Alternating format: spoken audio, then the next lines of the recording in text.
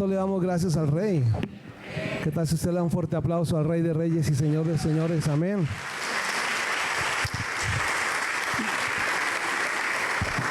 Gloria al Señor. ¿Cómo han estado? Bendecidos. ¿Algunos tristes? Hay algunos que han estado tristes. Eso no es pecado, tranquilos, estar tristes. Pero dígale que está a su lado, que es simpático o simpática que estás esta mañana. Échale una flor ahí esta mañana. Aproveche y dedíquele una flor ahí. Hoy vamos a tratar un tema sobre la fe. Y la fe es ver aquellas cosas que no vemos. Por eso dígale usted, qué lindo, qué linda que estás. Mentiras. ¿Qué tal si oramos al Señor por la palabra? Amén. Padre, te damos gracias, Señor, por esta mañana, y te damos gracias porque tú nos amas, Señor, y tú nos permites esta mañana venir a recibir de ti, Señor.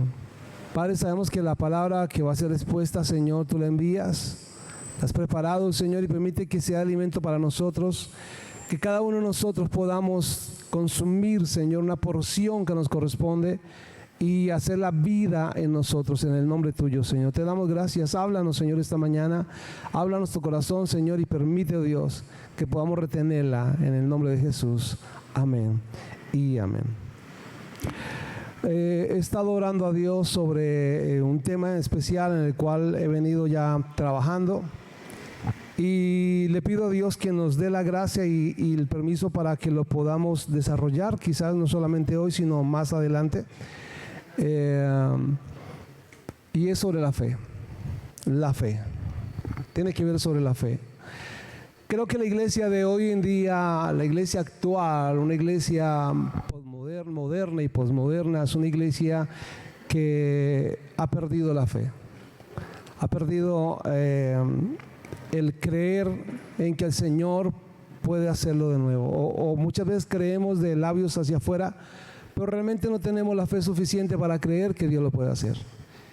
Esta mañana les contaba que hace algún tiempo, yo soy de la vieja guardia por la gracia de Dios, así es que me sé los coritos antiguos, como Cristo rompe las cadenas, hasta un rap que colocaron hace un rato ahí también, y hemos pasado todas las etapas, pero anhela mi corazón volver a tener esos tiempos que antes teníamos cuando habían campañas evangelísticas donde veíamos los milagros de Dios, veíamos cómo el poder de Dios se movía, veíamos cómo los paralíticos se levantaban, los ciegos veían, los sordos escuchaban, y era algo impresionante lo que Dios hacía. Es más, les contaba en mi propia vida, yo fui sano, una muela fue calzada en plata en forma de cruz.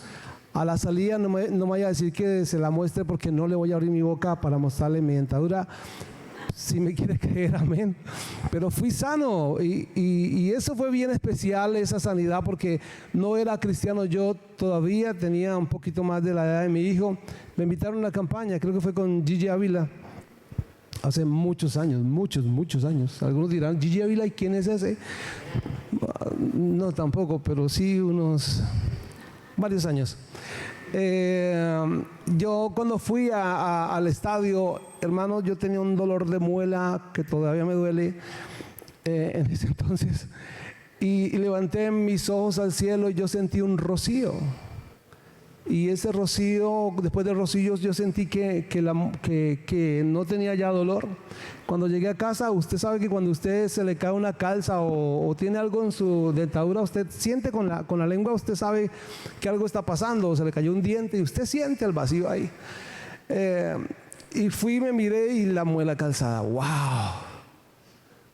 Recuerdo que mis papás me regañaron, me corrigieron. ¿Y por qué me corrigieron? Porque ellos tenían un almacén, supermercado, y les comenté de lo que había pasado, y la respuesta de ellos fue: ¿de dónde sacó plata para mandarse a hacer eso? Pero volviendo a los milagros, mis hermanos, vemos cómo Dios ha sanado, y se ha levantado una corriente teológica hoy en día de gente reformada. Aún no estoy en contra de la reforma, amo la reforma, pero de gente ultra reformada que dicen que las sanidades fueron para el tiempo de los discípulos. Pero ¿qué le hacemos entonces con lo que vivimos? ¿Qué le hacemos con el Dios que creemos, que dice su palabra, que Él es el mismo de ayer, de hoy y por siempre? Amén. Eso es una gran bendición, poder nosotros experimentar, y otras sanidades, otros milagros. Sé que usted ha experimentado otros milagros, sé que usted ha vivido los milagros de Dios, sé que usted ha experimentado el hecho de que ver cosas sobrenaturales en su vida. ¿Hay alguien acá que haya experimentado eso alguna vez en su vida? Un milagro financiero, un milagro físico, un milagro espiritual, un milagro emocional. Sé que Dios lo ha hecho, ¿verdad? Dios ha obrado. Y yo estoy convencido de que Dios obra, y uno de mis anhelos es que la iglesia actual volvamos a tener la fe de la iglesia del principio. Volvamos a creer, no solamente nos acostumbremos a que nuestra parte emotiva, nuestras emociones sean convencidas a través de unas luces, de un sonido, y no estoy en contra de eso, me parece muy bonito, pero hoy en día la iglesia está más convenciendo sus emociones que realmente convencidos en su espíritu que lo que Dios quiere hacer realmente es obrar en milagros, obrar en liberaciones y obrar en sanidades. Lo estamos viendo en un curso que tenemos los viernes a las 7 de la noche con el equipo de intercesores. Si usted quiere anexarse, puede hacerlo. Y estamos viendo sobre la autoridad delegada por Dios a la iglesia. Y estamos mirando cómo Dios quiere tres cosas en especiales: que nosotros prediquemos el evangelio, y luego sanemos los enfermos y libertemos los endemoniados. Qué precioso es eso, que esa autoridad Dios la ha delegado sobre nosotros, sobre la iglesia. Pero los cristianos hoy en día tenemos un grande problema, y es que no andamos en fe, no caminamos en fe. ¿Cuándo es que nosotros debemos desarrollar esa fe? Cuando tenemos problemas, cuando tenemos dificultades, cuando tenemos situaciones difíciles. Por eso sé que el texto que vamos a usar a continuación, que es un texto paralelo, lo vamos a ver en varios evangelios, es un texto que nos va a hablar desde una narrativa de Jesús, mirando como la humanidad, o mostrándonos por medio del pasaje. El pasaje se deja ver la humanidad de Jesús, pero también la humanidad de unos discípulos que están en medio de una gran tormenta, de una gran necesidad, de una situación que no se lo esperaban. Yo no sé si usted tenga tormentas o haya tenido tormentas en su vida.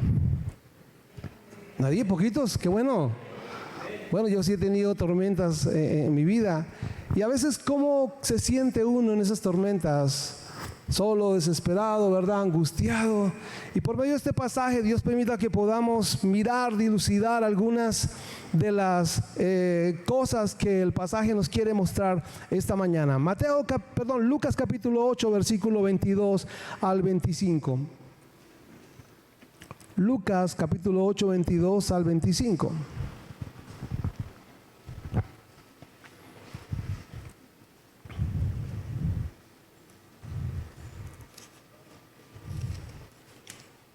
Si usted tiene su Biblia ahí, voy a leerla, creo que en Reina Valera, en la versión Reina Valera, o los que tienen una traducción viviente también, es muy parecido el texto.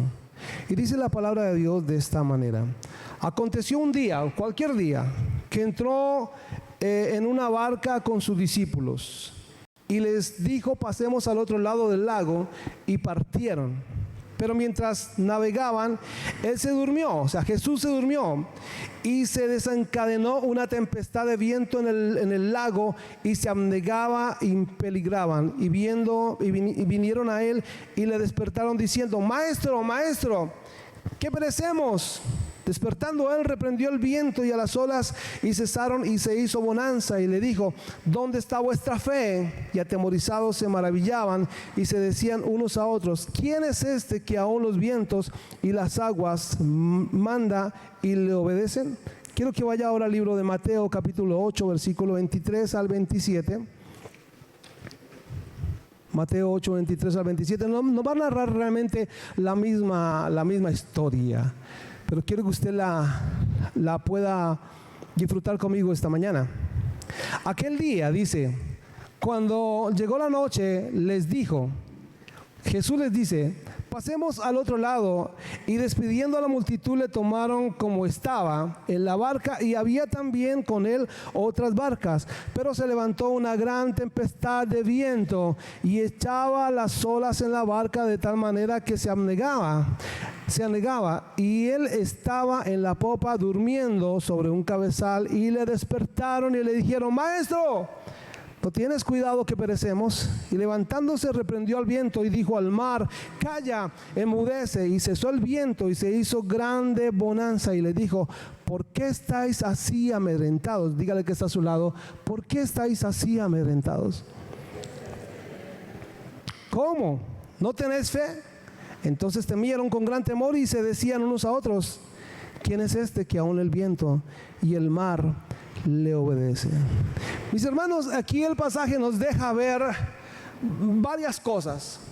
Si usted se pone a analizar un poco lo que está sucediendo, vemos a Jesús cansado en su humanidad, a Jesús que toma una decisión y la toma no en una hora quizás muy de un rayo de sol para que pudiesen navegar de una forma que otros pudieran ver si puede suceder un accidente o no. No, toma una decisión en las horas de la noche. Ya cansado Jesús de predicar, ya cansado Jesús de ministrar, venía días también ministrando la palabra del Señor, venía sanando. Usted puede mirar en capítulos anteriores cuando va la viuda de Naín con su hijo a enterrar su único hijo. Era viuda y tenía su único hijo y lo va a enterrar, y Jesús se aparece allí en Naín y detiene este carruaje y resucita a este hombre, y los discípulos estaban ahí. Y los discípulos comienzan a andar con Jesús y comienzan a mirar todo lo que Jesús hacía, la sanidad, los prodigios, los milagros, levantaba a los muertos, sanaba a los enfermos, libertaba a los endemoniados. Así es que los discípulos se podían sentir muy, pero muy orgullosos de con quién estaban.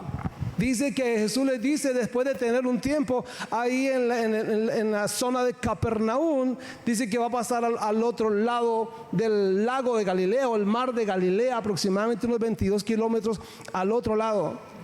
Jesús va a pasar y se va con los discípulos.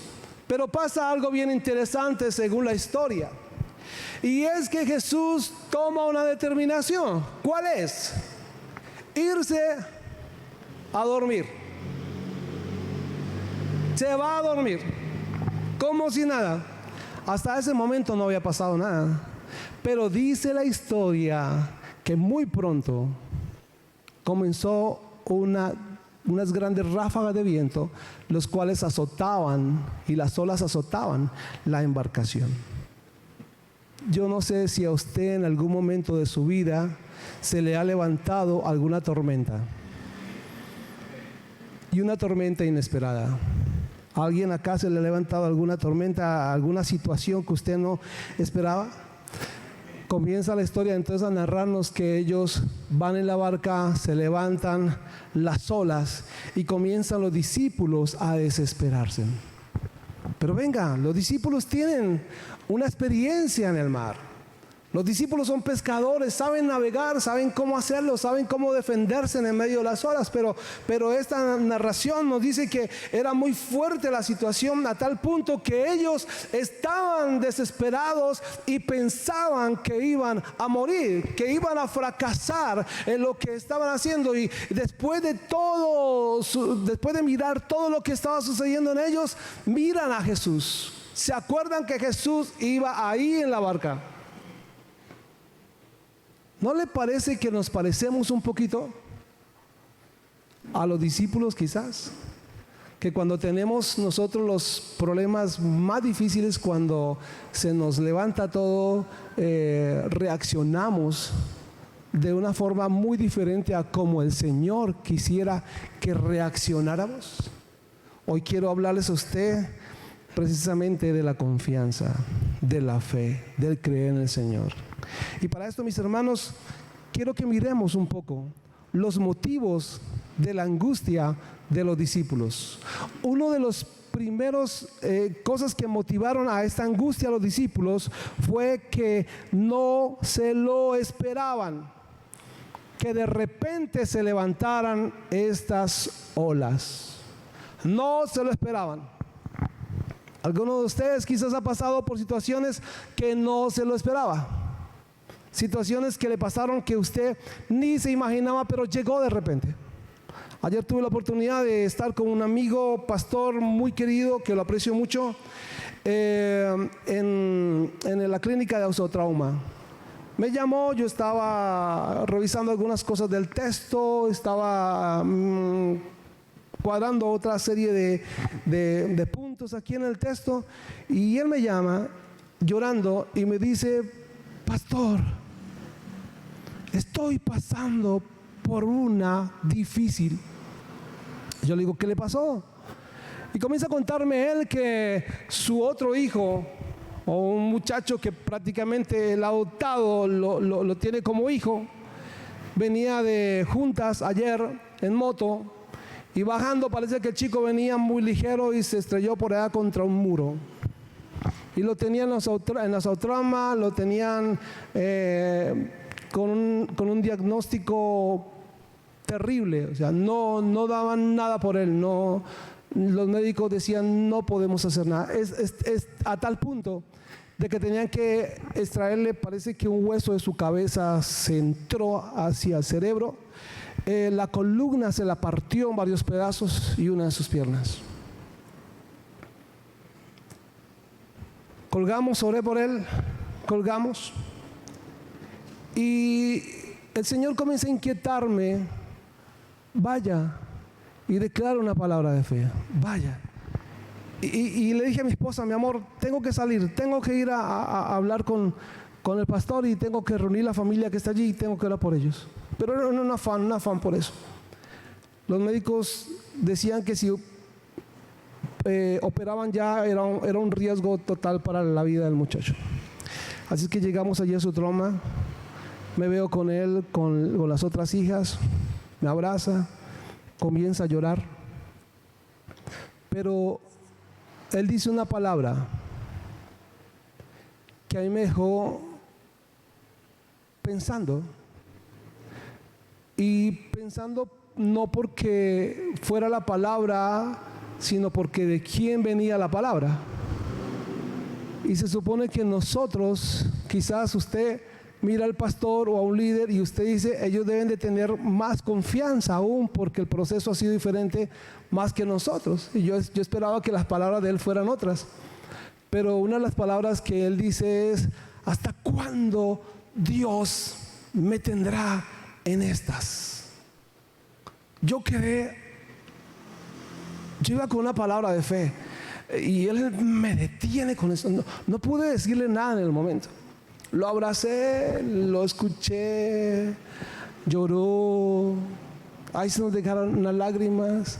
Luego pude charlar con él, y después de la oración, después de hablar con él sobre la fe, él podía decir: sí, definitivamente Dios tiene el control y Dios va a hacer algo. Y nos pusimos a orar y a declarar una palabra sobre el muchacho.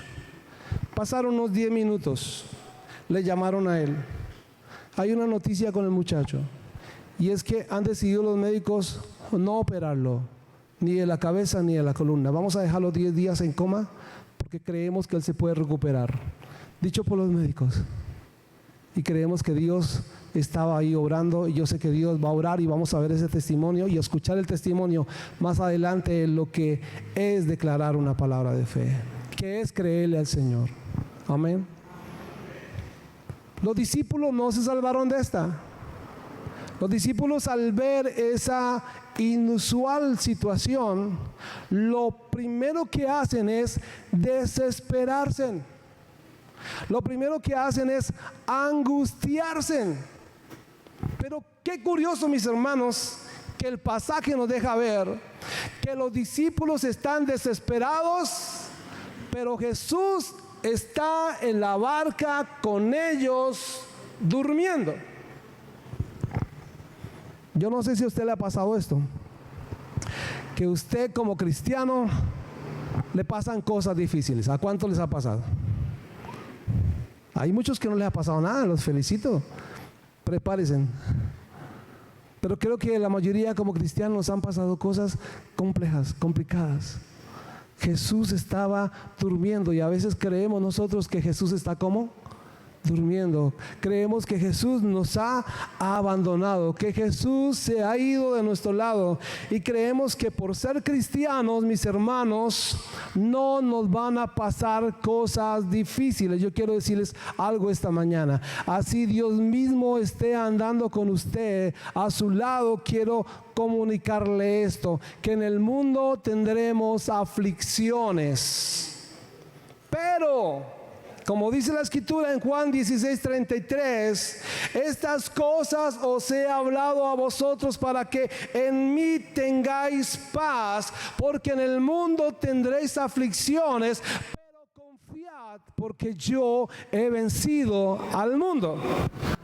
Ahora, ¿cuántos han tenido aflicciones?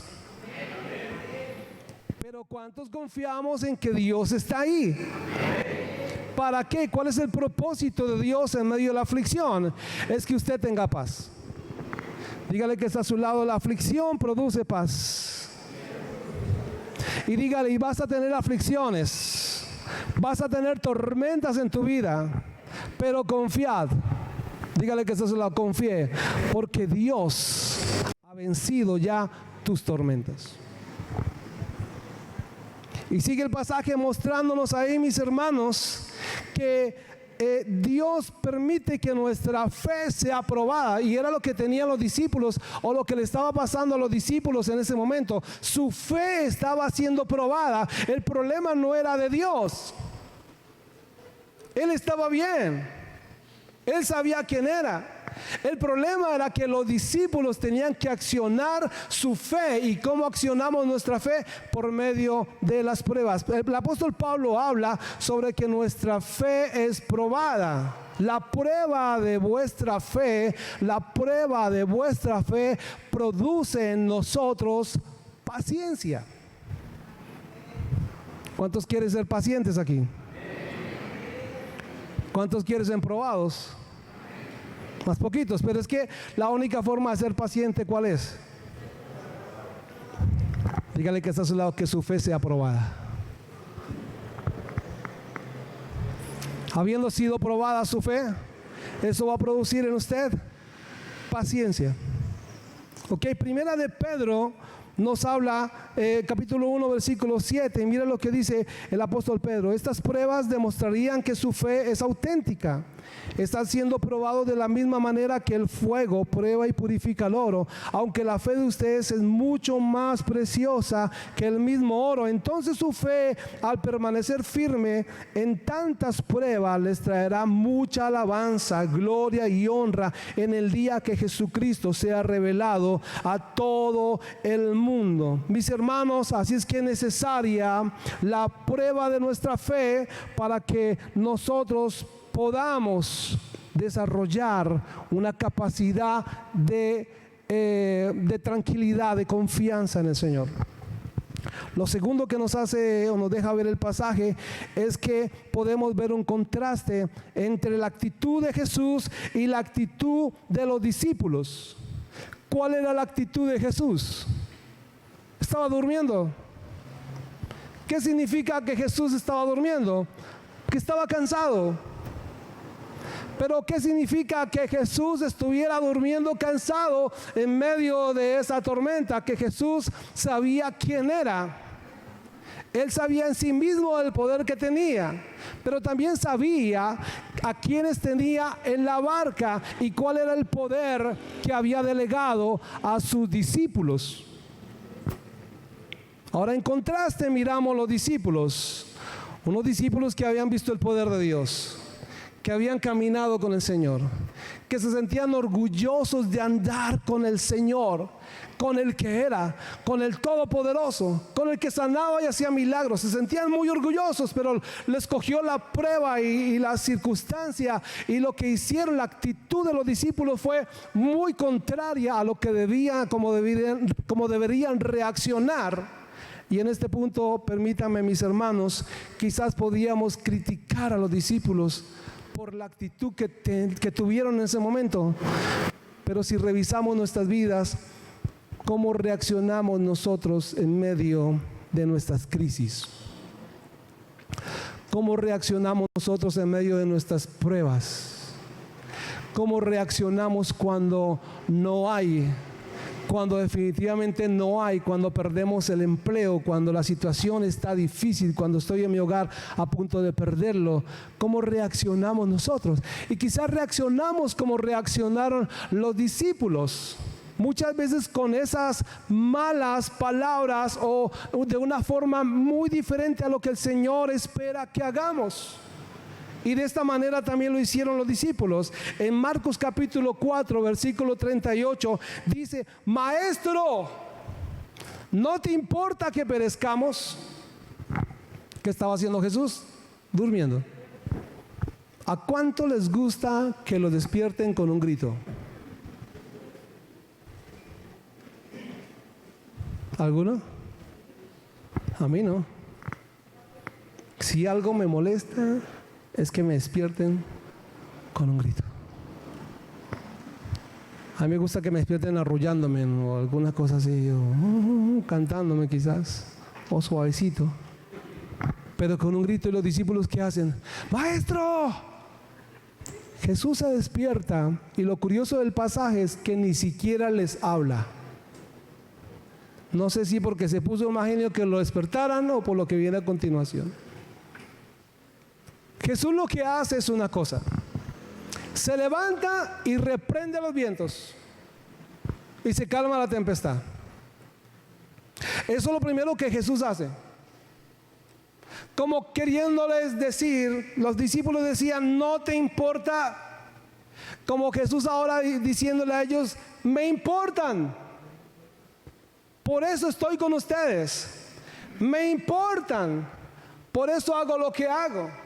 Y ahora Jesús no solamente les ha demostrado que Él tiene el poder sobre los enfermos, Él tiene el poder sobre la vida y la muerte. No solamente les ha demostrado eso, sino que también ahora les quiere demostrar que Él tiene el poder sobre la naturaleza.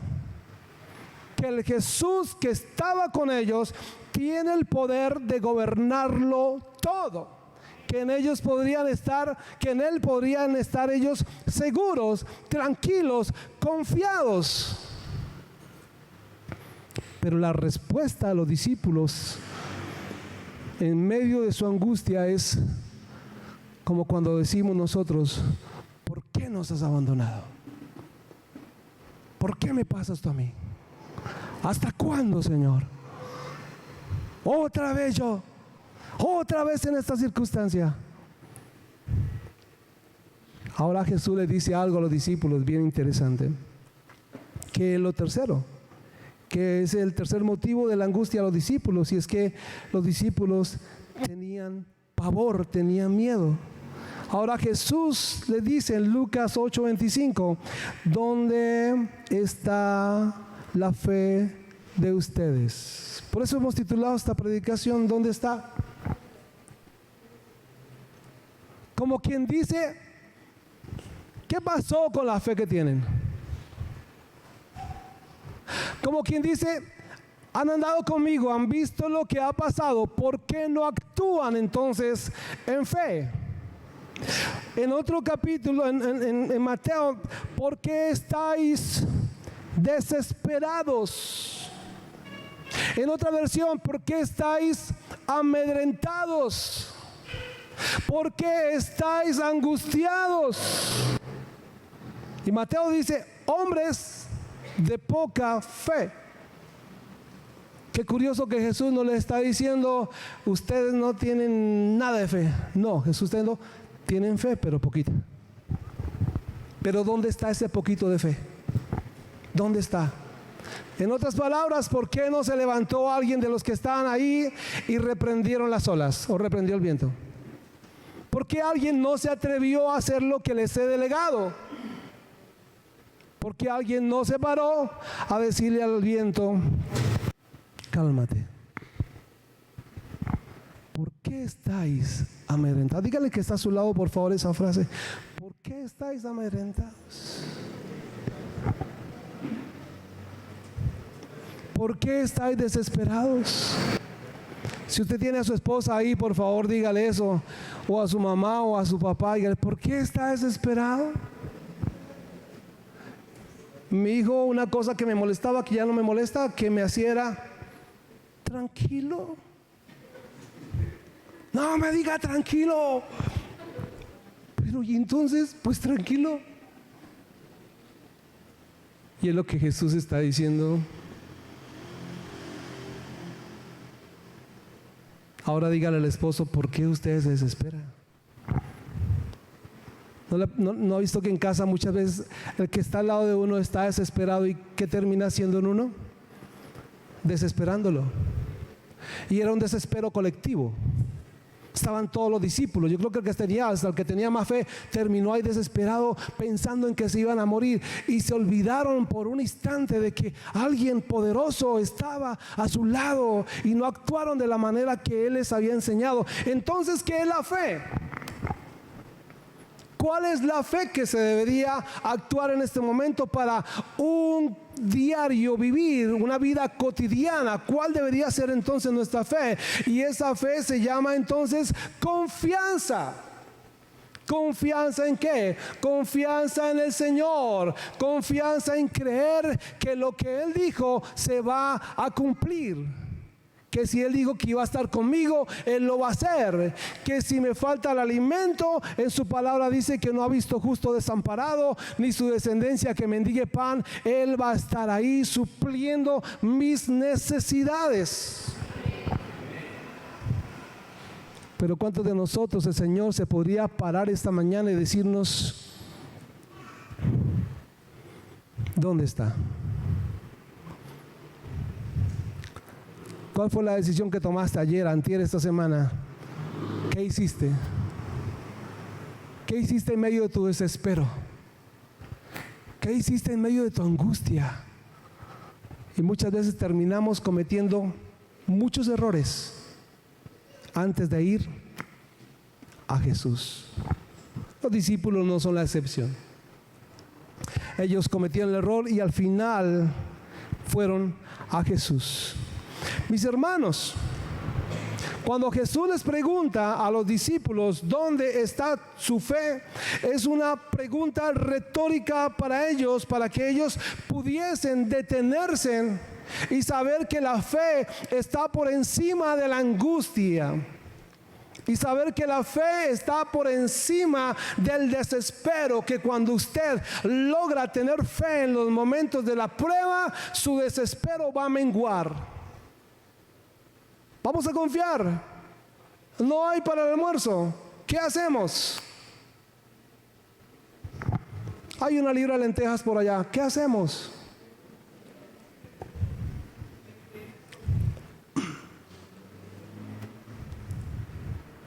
Es una prueba.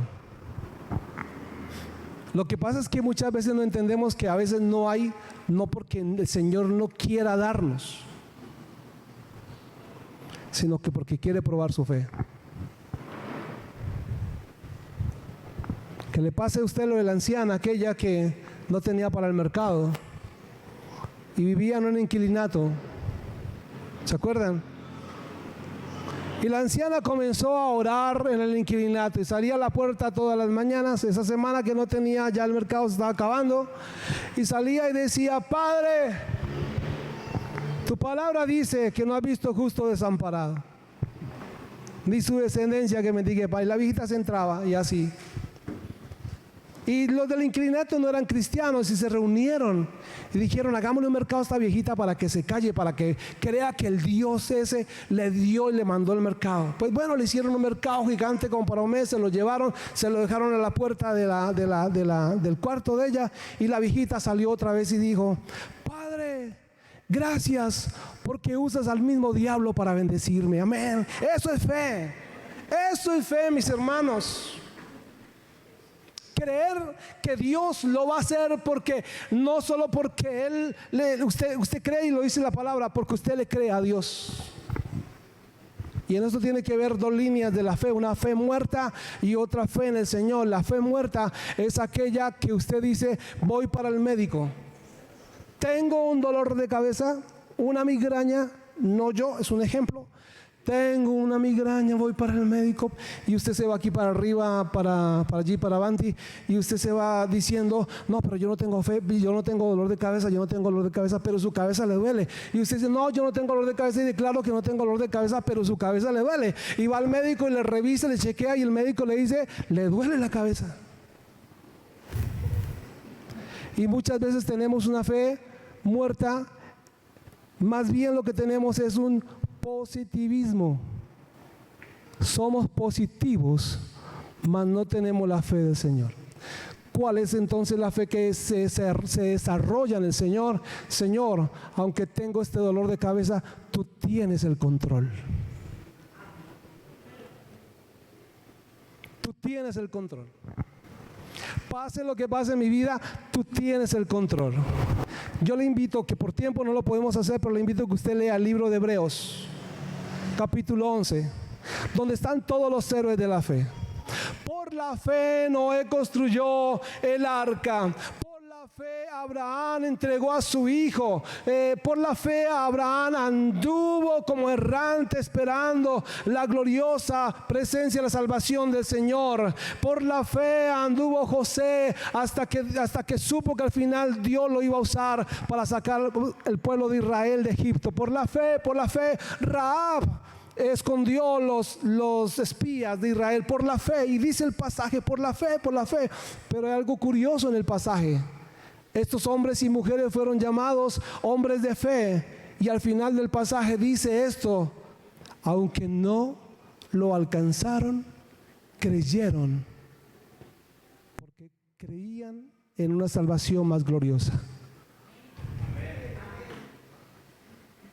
Creían que Dios tenía algo más allá, más poderoso. Creían que Dios les tenía su morada. Aunque no lo vieron, creyeron. ¿Qué es la fe entonces? Hebreos 11:1 dice, la fe es pues la certeza de lo que se espera, la convicción de lo que no vemos. El apóstol Pablo dice en algunos de sus pasajes, no quiero estar aquí en la tierra, realmente quisiera no andar más aquí en la tierra sufriendo, quisiera estar en los cielos, pero lo que ahora yo hago es que no vivo por la vista, sino vivo por lo que no veo, o sea, por la fe.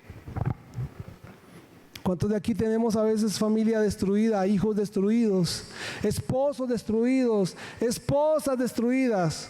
Pero como usted ve por la vista, entonces está declarando lo que ese muérgano es.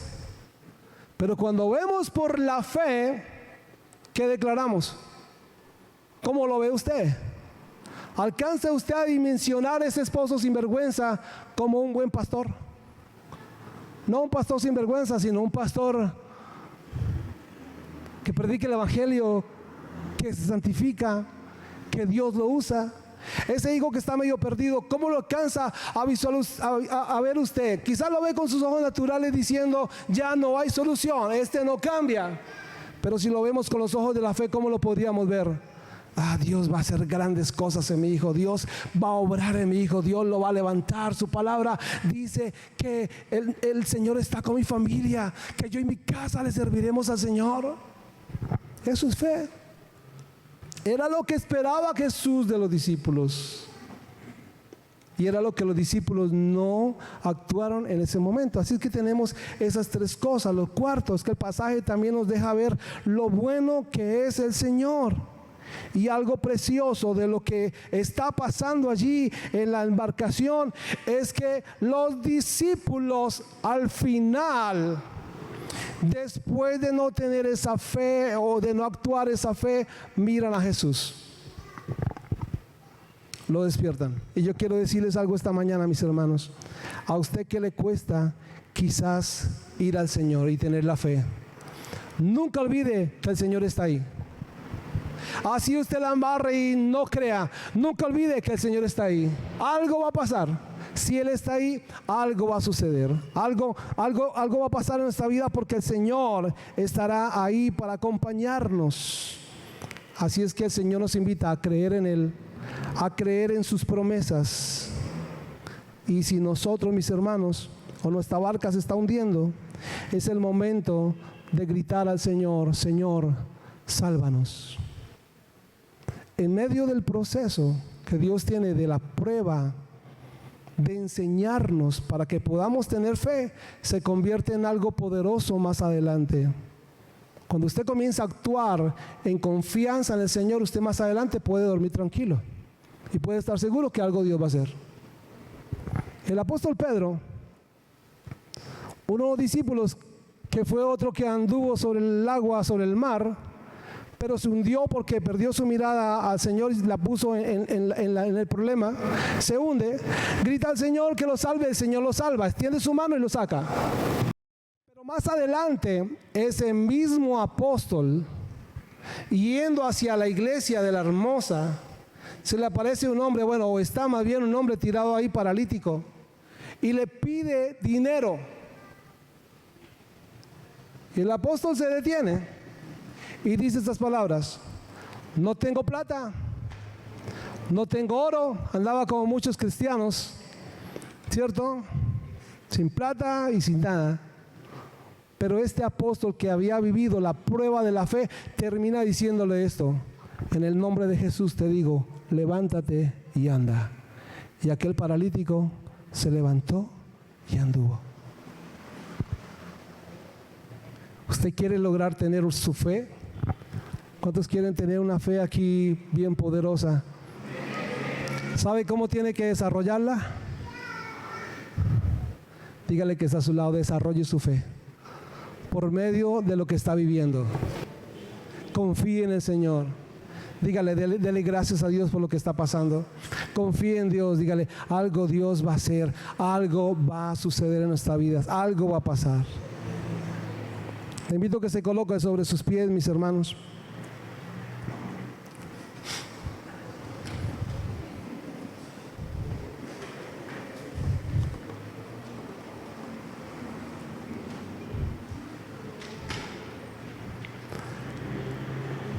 No sé si se le ha levantado una tormenta repentina. Ayer a este pastor se le levantó esa tormenta. Y me decía: pastor, yo tengo unos ahorritos, porque él se va a casar. O se iba a casar, no, se va a casar en estos días. Y me decía: ¿y ahora?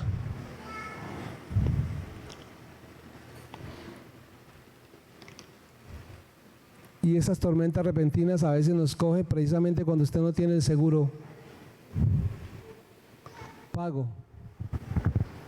Preciso, a usted le dio algo y le tocó llevar al médico, tocó particular. Y está pagando ese carro y preciso entró el paro. O está haciendo una inversión y preciso el dueño de la constructora era un ladrón. Tormenta repentina. ¿Qué hacemos cuando pasa eso?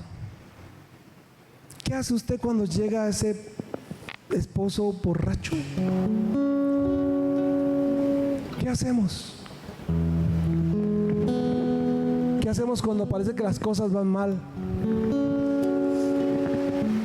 ¿Qué hacemos cuando la enfermedad entra a nuestra casa? O el dolor entra a nuestra casa, la angustia entra a nuestra casa. Cuando estaban todos los sueños y de un momento a otro se esfuman los sueños. ¿Qué hacemos? ¿Qué hacemos cuando no hay? ¿Qué hacemos? Les decía lo de la libra de lentejas. Y está bien, está la libra de lentejas, pero ¿cuál es nuestra actitud frente a la libra de lentejas? Que está, pues hagamos lentejas, listo. No, venga. Usted las va a hacer dándole gracias a Dios.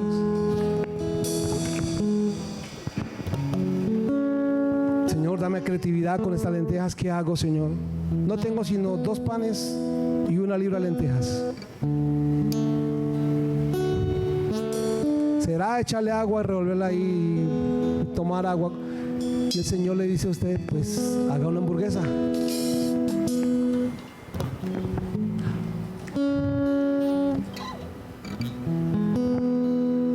Cuando nosotros funcionamos en nuestras propias actitudes, se nos cierra el entender lo que Dios quiere hacer. Pero cuando usted va al Señor, se abre un panorama y usted puede ver que Dios puede hacer milagros más grandes de los que usted espera. Por eso el pasaje termina diciendo que los discípulos se asombraron y decían: ¿quién es este? ¿Quién es el que anda con nosotros, que aún el mar le obedece? Hoy usted y yo podríamos decirle: sabemos quién es ese.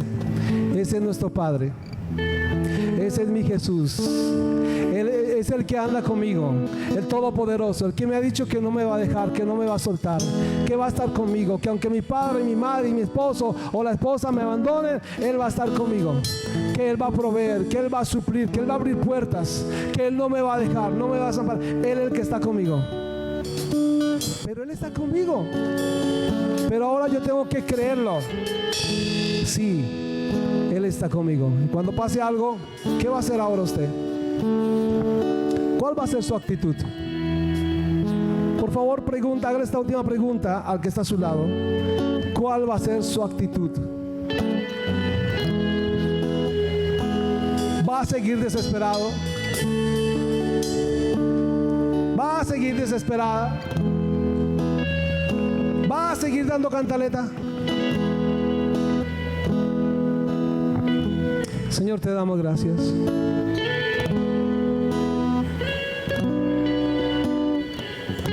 Y de paso te pedimos perdón, Señor, porque muchas veces hemos actuado en nuestras fuerzas y se nos ha olvidado que tú estás con nosotros. Que no estoy solo. Que tengo la garantía que aunque estés durmiendo, nada me va a pasar. Que tengo la garantía que el que tú estés conmigo, Señor, pueden suceder cosas maravillosas, Señor. Creo en ti, Señor. Y tu palabra dice que el que cree todo le es posible. Tu palabra dice que el que no tiene fe no te agrada a ti, Señor. Así es que esta mañana te queremos agradar, Dios. Queremos levantarnos, Señor, y no gritarte, Señor. No ser irrespetuosos al decirte: ¿qué estás haciendo? ¿No ves que voy a perecer? Sino más bien, en el nombre tuyo, esta ola se detiene. Esta enfermedad se detiene. Yo voy a invitar a la iglesia en el nombre de Jesús. Yo no conozco su tormenta, pero usted sabe cuál es su tormenta. Yo le voy a invitar esta mañana en el nombre de Jesús a que usted le hable a esa tormenta. Háblele a esa tormenta. No espere que el pastor ore por usted. ¿Dónde está? ¿Dónde está esa fe? Háblele a esa tormenta. Dígale: se detiene en el nombre de Jesús. Hemos visto cómo cánceres se han detenido en el nombre de Jesús. Cómo problemas de diabetes, de leucemia se han detenido en el nombre de Jesús. Cómo procesos judiciales se han detenido en el nombre de Jesús. Y han cambiado diagnósticos en el nombre de Jesús. En el nombre de Jesús. Toda enfermedad degenerativa se detiene ahora en el nombre de Jesús. Comience a hacerlo en el nombre del Señor. La palabra dice que lo debemos hacer en el nombre de Jesús. Así usted comience a hacerlo, comience a desatar esa palabra. Esa empresa que está casi en quiebra, levántese en el nombre de Jesús sobre esa ola. Levántese en el nombre de Jesús sobre estas olas que se están levantando, sobre esa tormenta, y dígale a la tormenta: cálmese ahora en el nombre de Jesús. Y créalo. Créalo, créalo. El tiempo de la tormenta durará hasta que usted se levante y reprenda los vientos en el nombre de Jesús. ¿Cuál es la tormenta que estás viviendo? La falta de recursos, quizás. Dígale en el nombre de Jesús: se detiene toda pobreza, toda ruina.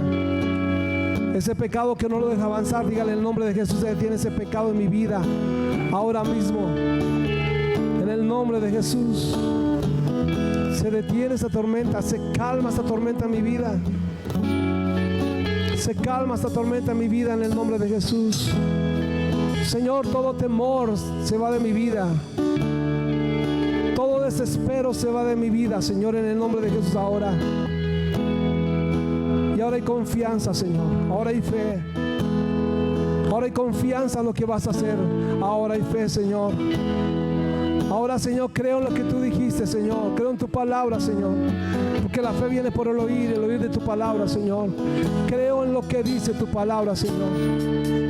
Que no me pasará nada, Señor. Que se levantarán contra mí en guerra, Señor, pero a mí no me tocarán, Señor.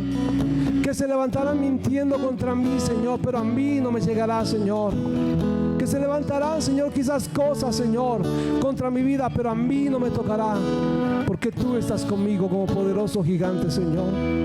Tú me proteges, Señor. Estoy escondido en el hueco de tu mano, Señor. Tú me levantarás, tú me darás abrigo, Señor. Tu sombra, Señor, estará conmigo, Dios. Estaré en el hueco de tu mano, Señor. Tú eres mi pastor, Señor, y nada me faltará, Señor. Y todo lo puedo en ti, Señor, que me fortalece, Dios. Por eso creo esta mañana, Señor, que la fe en este lugar y la fe en nuestra vida es desatada en el nombre de Jesús para creer, Señor. Creer en lo imposible, Señor. Padre, que volvamos a ver milagros, Señor. Que se vuelva a desatar en nosotros, Señor, un milagro creativo, Señor. Que podamos ver sanidades, Señor. Pies, curvaturas de pies planos, Señor, que tengan curvatura, Señor. Pies planos que tengan curvatura ahora, Señor, en el nombre de Jesús. Que podamos recibir, Señor Dios amado, lo que tú nos estás dando, Señor. Que podamos desatar esa fe en nosotros, Señor. Así sea esa poca fe, Dios. Ayúdanos, Señor. Te doy gracias, Jesús. Ahora voy a invitarle a que usted ore por una persona que esté a su lado.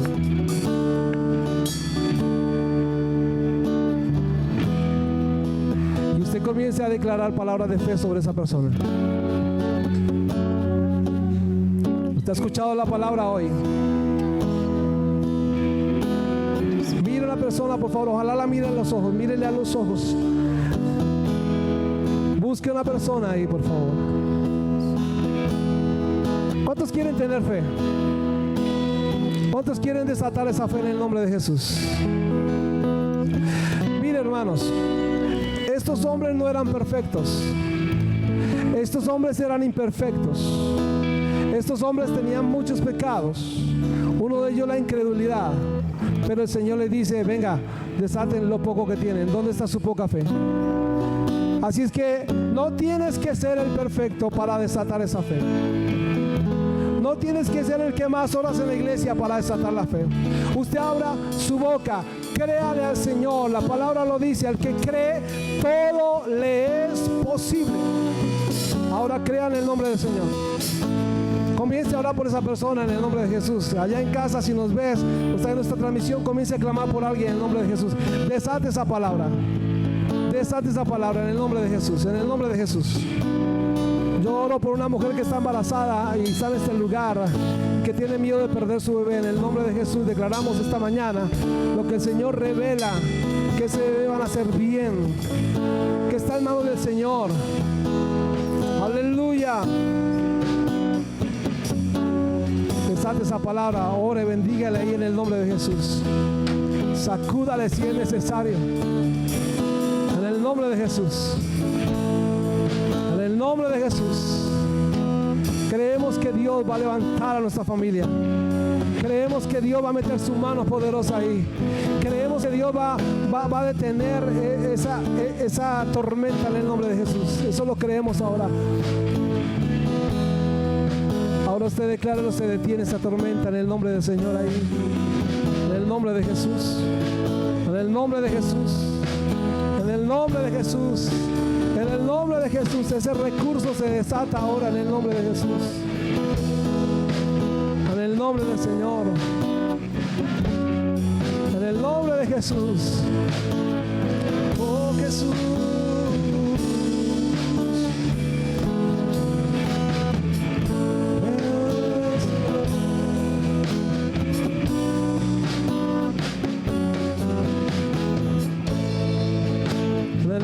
Jesús. En el nombre de Jesús. Sé que Dios le ha dado la autoridad a usted, mi hermano y mi hermana. Y usted tiene que desarrollar esa autoridad, esa fe en el nombre de Jesús. Damos la gloria a nuestro Señor, amén. Damos la gloria a Papá, que es todopoderoso, que está con nosotros, que nos levanta, nos fortalece. Damos la gloria al Rey de Reyes. Bendito sea el nombre de Dios. Aleluya. Los hermanos que van a tomar la Santa Cena, por favor, pueden quedarse sobre sus pies. Los demás, si desean sentarse, pueden hacerlo. Me has tomado en tus brazos y me has dado salvación. Tu amor es derramado en mi corazón. No sabré agradecerte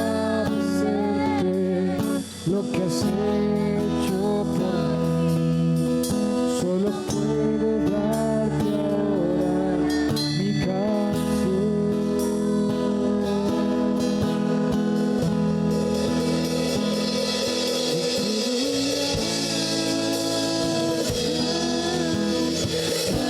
Gracias, Señor. Gracias, mi Señor Jesús. Te doy gracias,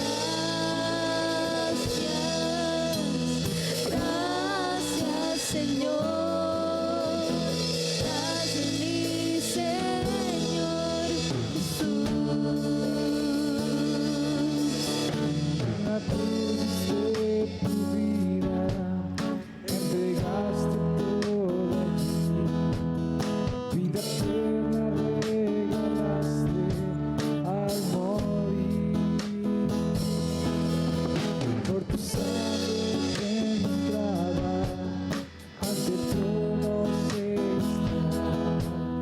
Puedo entrar confiadamente ante ti.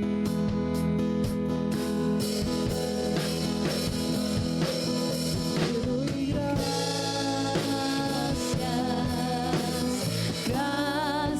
Señor.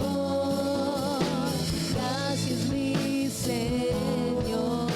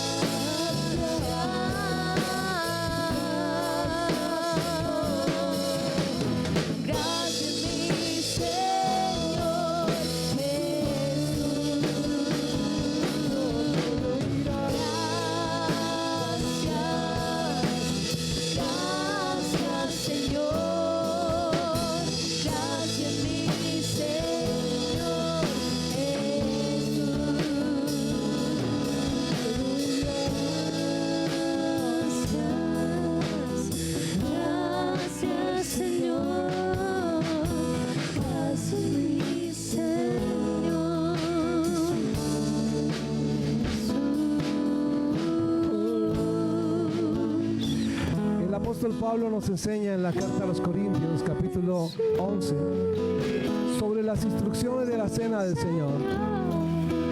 Y algo que nos muestra el pasaje es que la cena del Señor está instituida para tener comunión con el Señor primeramente y con los hermanos.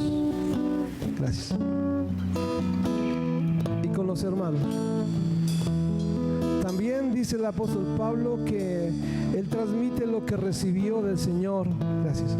Que él transmite lo que recibió del Señor, que la noche en que Jesús fue traicionado, el Señor tomó el pan, lo partió y dio gracias. Y digo que este pan era en representación de su cuerpo que fue molido en la cruz de Calvario por nosotros. Allí se expuso públicamente por nosotros, para decirnos nuevamente: por ustedes lo hago, no están solos, aquí estoy yo. Luego también dice el apóstol Pablo en esta carta, dice que Jesús luego tomó la copa y también nos enseñó diciendo: esta es la sangre de mi cuerpo que fue derramada por vosotros en la cruz de Calvario para el perdón de pecados. ¡Wow! O sea, tenemos un cuerpo de Jesús allí latigado porque lo merecíamos nosotros. Ahora Él recibe ese castigo sobre Él. Y su sangre derramada nos la da a nosotros para salvación, para perdón de pecados. Y luego más adelante dice el texto: este es mi pacto que Dios ha hecho con vosotros, que dio a su Hijo unigénito en la cruz de Calvario, para que todo aquel que en Él crea no se pierda, mas tenga la vida eterna. Ese es el Dios que celebramos hoy. Y hoy celebramos esta Pascua, hoy celebramos esta cena, donde el cuerpo de Jesús fue molido. Y dice la palabra del Señor: esto es parte de mi cuerpo que fue entregado por ustedes. Hágase esto en memoria de mí. El Señor Jesús tomó el pan y dio gracias y lo partió y lo dio luego a los discípulos. Señor, te damos gracias por la representación de tu cuerpo. Pueden comerlo, por favor.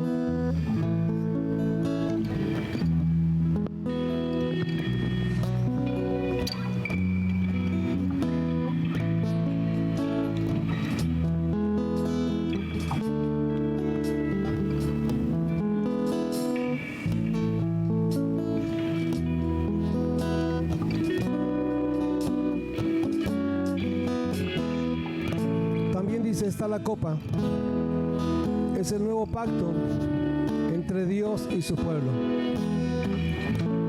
y es un pacto que no se invalida. ¿Sabe por qué? Porque Dios lo hizo.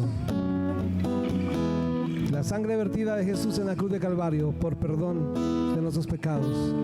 También dice la Escritura: hagan esto en memoria de mí todas las veces que la beban. Bebamos la copa del Señor esta mañana.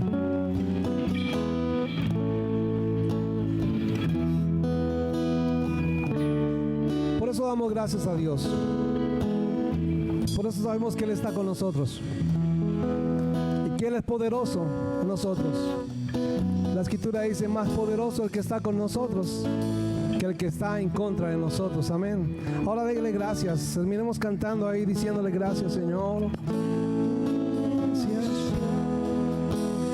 Gracias, Señor. Gracias, mi Señor Jesús. Oh, te damos gracias, Señor. Gracias, Señor. Muchas gracias, Señor. Gracias, mi Señor Jesús.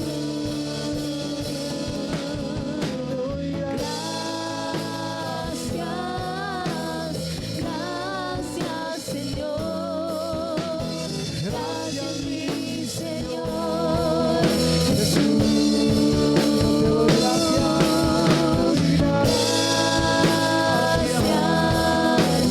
Gracias, Señor. Gracias, mi Señor Jesús. Señor, te damos gracias esta mañana por tu amor y tu misericordia, Dios. Te damos gracias, Señor, porque tú estás en medio nuestro. Y gracias gracias, Señor, porque esta mañana produces en nosotros también la confianza que debemos tener, Señor, para que todo temor se vaya de nuestra vida, Señor. Creemos ahora, Señor, que en el nombre tuyo, Señor, viviremos una vida diferente, Señor. Creeremos, Señor, en esa obra que tú ya hiciste, en tus promesas, Señor, en el nombre de Jesús. Amén, amén y amén.